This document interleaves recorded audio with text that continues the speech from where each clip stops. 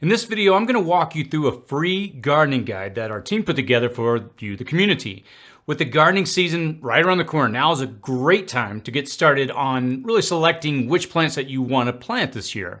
Now, we tried to compile items that fit most of the parameters when looking at food items that could help you supplement your food supplies if the grid were to truly go down for a prolonged period of time.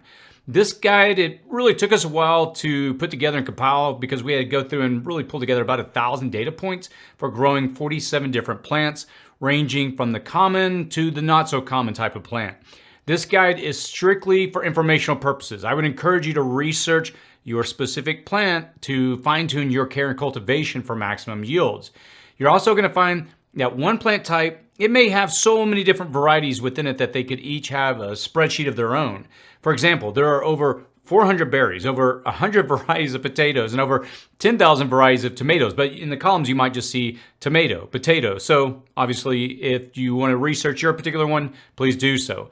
Now, obviously, we can't capture all the varieties available to you in all their shapes, all their different nutritional properties, etc. But what we did is we strived to provide you with basic information about each plant to start you out on your growing journey.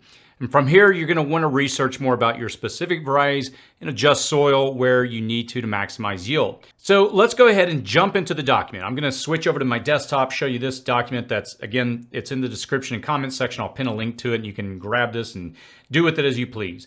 But what you're going to see is the first column, which is the vegetable. So we already, you're clear on that, right? Amaranth, artichoke, asparagus, beans, etc. So you can go through and sort and find which one you want.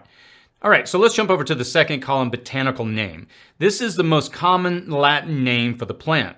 Specific cultivars will vary, and this is for your further research, but also to help you understand that bok choy, Brussels sprouts, cabbages, cauliflower, broccoli, collard greens, and turnips are all actually in one big family, and as such, most of their care and maintenance are similar. Now, the next one is zone range. Let me hop over here. This is column C in this spreadsheet. Zone range is the far extremes of the temperature zones for the plant. Could you grow plants in zone 1 or 13? Sure, but you would have to modify the environment. These zonal ranges are for plants outside. Now, a quick note about figuring out your zone. A plant hardiness zone, let's hop over here. We'll talk about ideal zones in just a second. I won't get ahead of myself. But a plant hardiness zone is a geographic area defined mainly by a 10-year average minimum temperature. Some zone calculations also consider other factors, and the most commonly used hardiness scale in America is the United States Department of Agriculture scale. It ranges on a scale from 0 to 13. And again, I'll link to it in a document that I'll post below. Again, don't worry about having to write all this down. All of this will be in, I've got 2 documents actually. One is a spreadsheet and another is a document that supports everything I'm explaining here. But again, you're gonna need to go through and find your zone. There's a link in that document that will show how to find your zone. Also, I'm gonna link to the equivalent European and other parts of the world hardiness zone. You're gonna wanna look up, no matter where you are in the world, what your zone is, it's gonna determine what you're gonna plant.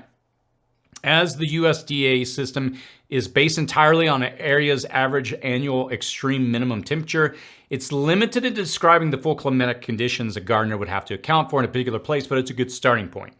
Okay, so let's go over to the next column, which is ideal zones. This is the range where the plant typically thrives best and may actually exist in the wild. So this is where it's going to do fine on its own without any kind of intervention. The next one is first plant. This column tells you a little bit about when you can plant after winter. It's your in-ground time, as you might start seedlings indoor. Now, this next column is second plant. Some plants will actually allow you to plant a successive planting, and this will allow you to harvest twice. Typically, this can only be done in warmer hardiness zones where the growing period is longer, and in many cases, a second planting is not possible, or the plant is perennial and not completely harvested. The next one is maturity. And this is a minimum date before any harvest can occur. Plants, even within the same species, may vary in their maturity dates. Some plants can be harvested earlier, like zucchini, or some of the leaves may be harvested as well.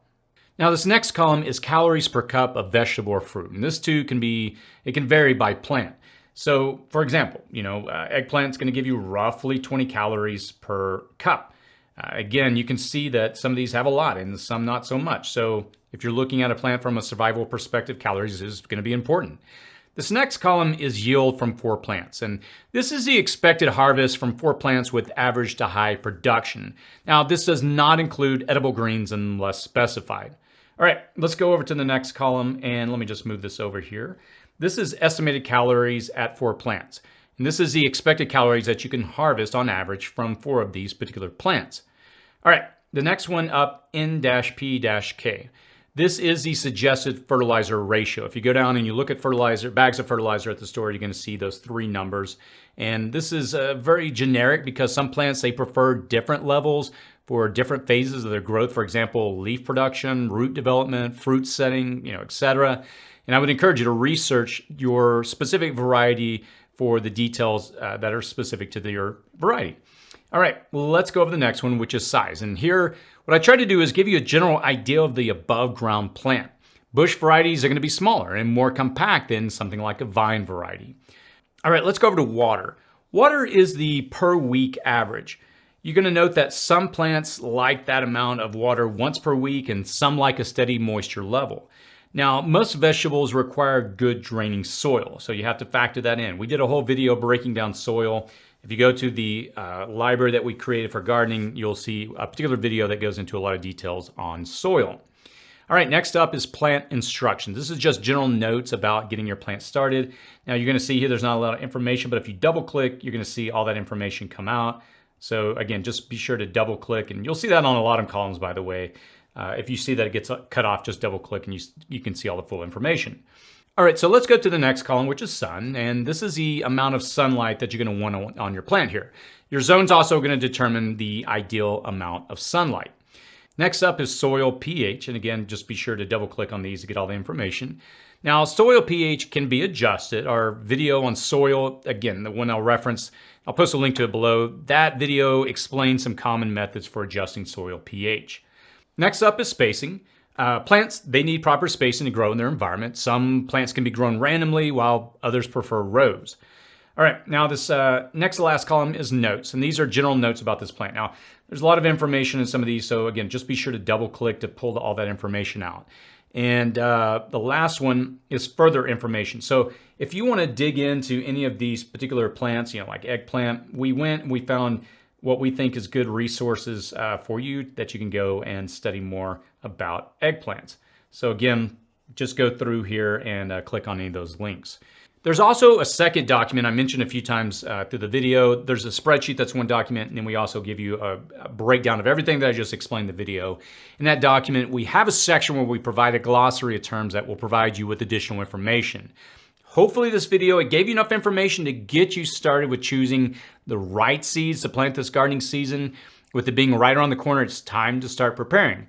If you have any thoughts or any feedback, please post that in the comments section below. We typically try to respond within the first hour or two of releasing the video. Again, I'll post links to this spreadsheet and the other document that I referenced in the description and comments section below. I'll pin it below.